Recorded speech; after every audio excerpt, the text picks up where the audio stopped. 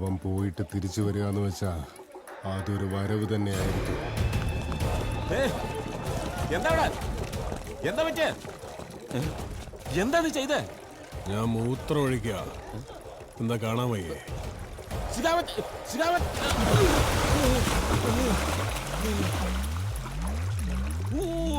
ആരെങ്കിലും പിടിച്ച് കേട്ട്.